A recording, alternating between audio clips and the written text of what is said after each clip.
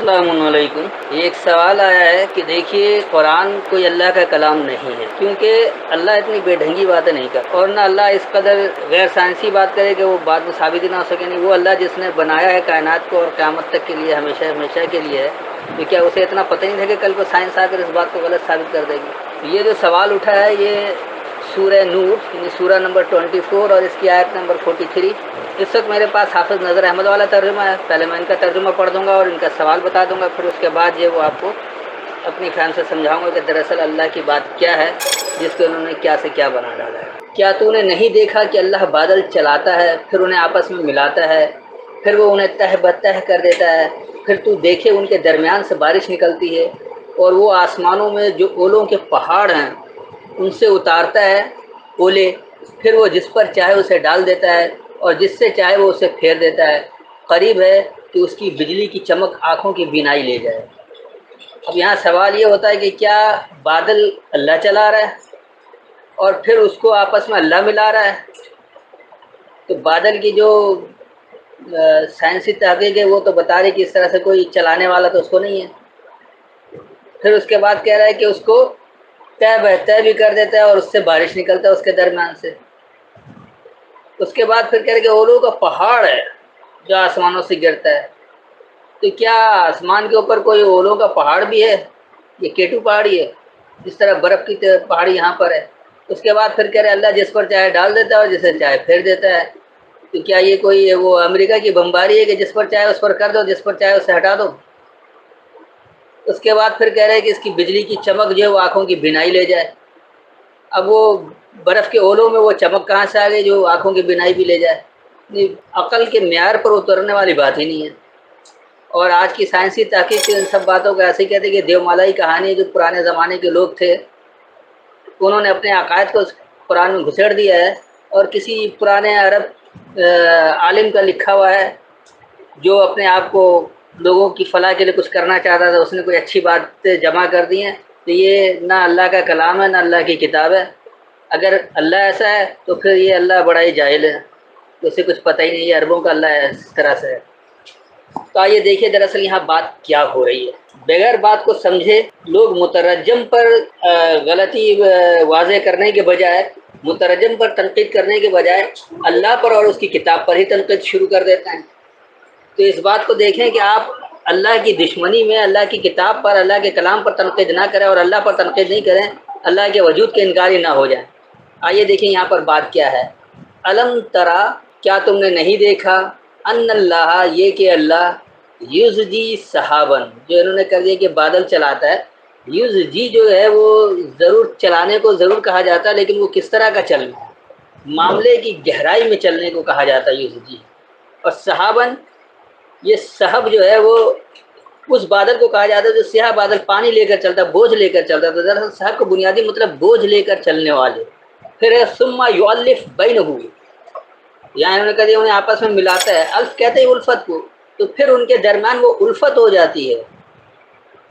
تو یقینی سی بات ہے کسی بادل کی بات نہیں ہو رہی ہے، تو وہ الفت کس کے درمیان ہوگی؟ اس کے درمیان ہوگی جو بوجھ لے کر چل رہے ہیں، جو قوم کا بوجھ لے کر چلتے ہیں، معاملے کی گہرائی تک جاتے ہیں، بوجھ اٹھانے والے جو معاملے کی گہرائی تک جاتے ہیں ان کے درمیان الفت ہو جاتی ہے۔ پھر کیا ہوتا ہے کہ ثم یجعلہ، پھر وہ اسے بنا دیتے ہیں رکمن۔ تو یہ دراصل طے بہتا ہے بادل نہیں جم رہا، بلکہ یہ اوپر تلے کام کرنا یا طے درتا ہے بتدریج کام کرنا، جس کو آپ کہہ رہے ہیں۔ ہر کام کے ایک درجہ بندی ہوتی ہے۔ یقینی سی بات ہے سارے کام وزیر اعظم نہیں کر رہا ہوتا ہے، وزیر وہ اپنے اسسٹنٹ کو دیتے ہیں، اس سے نیچے آتا ہے، اس طرح سے ایک معاملہ پورا چلتا ہے۔ تو یہ اوپر تلے ہونا، اس کو طے نہیں کہا جائے گا، یہ بادل کے طے پر طے نہیں جم رہا ہے۔ پھر آگے کہا جائے گا فطر الودقا، پس تم دیکھو گے ودق۔ اب یہ ودق کیا چیز ہے؟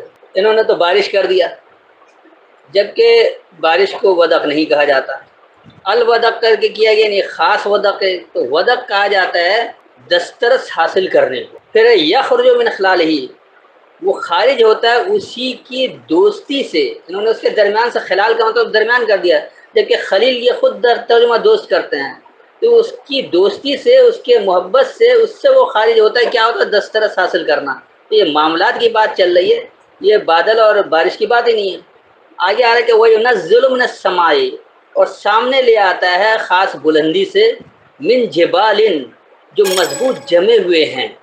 اب یہ جبال کا مطلب انہوں نے پہاڑ کر دیا، جبکہ جبل کہا جاتا ہے جو مضبوط جمے ہوئے ہوں۔ تب یہاں انسانی کردار کی جب بات چلے تو وہ انسان جو بڑے مضبوط جمے ہوئے ہیں، معاشی طور پر مستحکم ہے، معاشرتی طور پر مستحکم ہے۔ جس طرح آج جاپانی قوم جو ہے وہ مضبوط جمے ہوئے ہیں، ان کی اخلاقیات اتنی بلند ہے کہ دنیا بھر میں ان کو قدر کی نگاہ سے دیکھا جاتا ہے، ان کے پاسپورٹ کی ویلیو ہے، وہ مضبوط جمے ہوئے ہیں، کہیں جاتے ہیں ان کو زیادہ پریشان نہیں کیا جاتا۔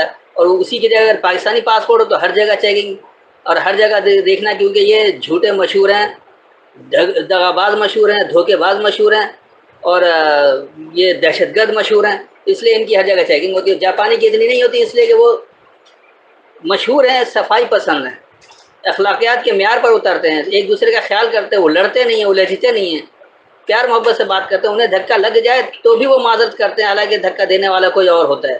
تو اس معیار کو جب آپ اپنائیں گے جو اللہ نے الفت کا معیار دیا ہے، وہاں جا کر آپ مضبوط جمے ہوئے ہوں گے، ورنہ ایسے آپ مسلمان کہلانے سے مضبوط جمے ہوئے نہیں ہوں گے، کیونکہ اللہ کو مسلمان نہیں چاہیے، اللہ انسانوں کا ہے، رب جو ہے وہ ہر انسان کا ہے، وہ کسی انسان کے لیے صرف مسلمانوں کا رب نہیں ہے۔ تو پھر کہہ رہا ہے وہ جو بلندی سے جو مضبوط جمے ہوئے اس میں ہیں، من بردن، ایک ٹھنڈک سے ہی ہے۔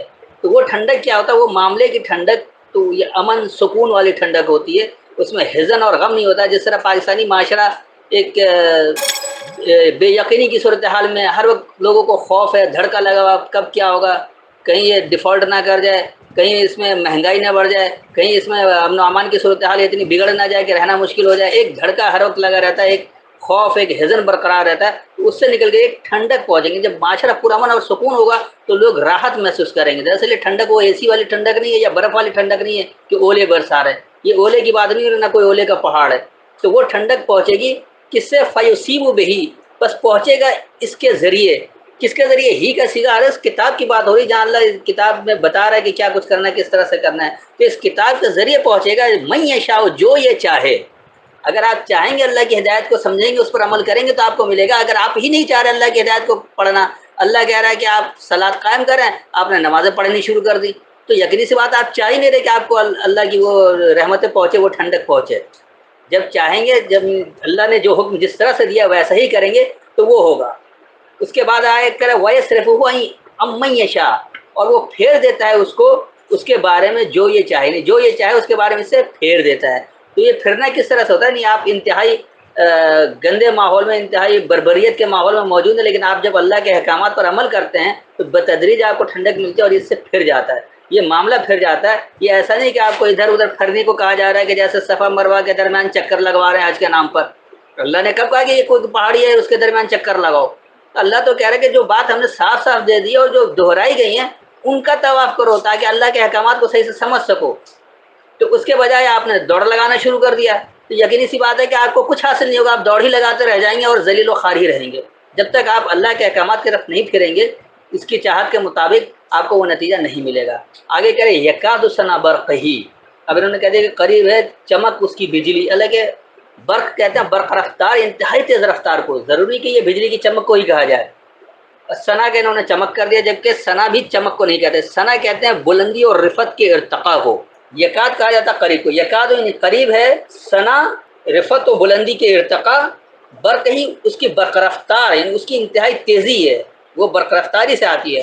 یذھب بالابصار، کو مٹا ڈالے بصیرتوں کو، ان بصیرتوں کو جو لوگوں کی اپنی بصیرت موجود ہے، اس کے تحت جو لوگ اپنے احکامات دے رہے ہیں، اس کے تحت جو لوگ حکومت کر رہے ہیں، اس کے تحت جو لوگ اقتدار میں ہیں، تو ان کی بصیرتیں جو وہ مٹ جائیں گی، تباہ برباد ہو جائے گی۔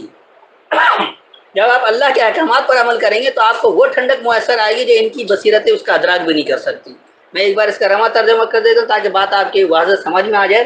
کیا تم نے نہیں دیکھا یہ کہ اللہ ہی سے بوجھ اٹھانے والے معاملے کی گہرائی تک پہنچتے ہیں، پھر ان کے درمیان الفت ہو جاتی ہے، پھر اس سے اوپر تلے یا طے در طے یعنی بتدریج ہونا بنا لیتے ہیں، بس تم دیکھتے ہو اسی کی دوستی سے دسترس حاصل کرنا خارج ہوتا ہے یعنی نکلتا ہے، اور مضبوط جمے ہوئے لوگوں میں وہ بلندی سے سامنے لے آتا ہے، اس میں جو یہ چاہے وہ اس کتاب کے ذریعے اسے بس ٹھنڈک میں پہنچاتا ہے، اور جو یہ چاہے اس کے بارے میں بس اسے پھیر کر دیتا ہے۔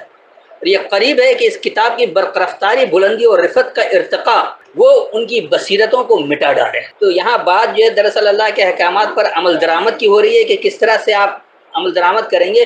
تو جو لوگ اقتدار کا بوجھ کا غلبہ اٹھاتے ہیں، جو لوگ یہ بوجھ اٹھا لیتے ہیں کہ ہم قوم کی سفینے کو بیڑا پار کریں گے، تو وہ لوگ جو قوم کو بھور سے نکالنا چاہتے ہیں، تو ایسے لوگ بوجھ اٹھانے والے معاملے کی گہرائی تک پہنچتے ہیں، اور جب وہ معاملے کی گہرائی تک پہنچتے ہیں، اللہ کے احکامات کو سمجھتے ہیں، تو ان کے درمیان الفت ہوتی ہے، اور پھر اس طرح سے وہ بتدریج کام کو بانٹ لیتے ہیں کہ اس کی دوستی، یعنی اس قرآن کی دوستی سے، اللہ کے معاملات کی دوستی سے ان کو وہ دسترس حاصل ہونا نکل آتا ہے، وہ اس سے دسترس حاصل کر لیتے ہیں، اور جو مضبوط جمے ہوئے لوگ ہوتے ہیں ان کے سامنے ایسی بلندی آ جاتی ہے کہ وہ اس کتاب کے ذریعے اس سے ایک ٹھنڈک پہنچتی ہے، اور جو یہ چاہتا ہے اسے ملتا ہے، اور جو چاہتا ہے اسے پھیر پھیر کر بھی اللہ بتاتا رہتا ہے۔ مختلف بات آیتوں سے ایک دوسرے، اسی کو تصریف آیات بھی کہا کہ ایک ہی بات کو مختلف انداز میں سمجھانا۔